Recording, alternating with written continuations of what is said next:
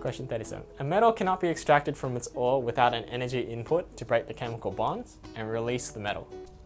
Using this statement, explain why the Iron Age came after the Copper Age. Okay. Well, the ionic bonds in copper minerals are easier to break than the ionic bonds that hold ions in their mineral crystals. This is related to their chemical activity. The stronger ionic bonds are formed by the most active metal interacting with the non-metals, such as oxygen and sulfur. Okay. 6,000 years ago, copper minerals were converted into metallic copper by smelting. The crushed ore was strongly heated in an environment high in carbon and low in oxygen. Bellows blew air onto the charcoal in the kiln, causing it to burn, reducing the O2 and increasing the CO. And the heat energy was able to break the ionic bonds in the lattice to release the metal.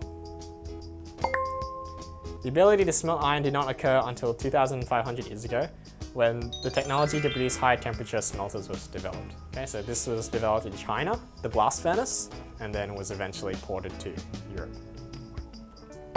The iron was more strongly bonded in the ionic crystal than the copper, and thus took more heat energy to break bonds. Okay? So because iron is more reactive than copper, it forms stronger bonds with nonmetals, because it doesn't want to return to its unstable state. However, copper is much more stable in its metal form than iron is. So it's happy to return to its metal state, so it forms less strong bonds or weaker bonds with nonmetals.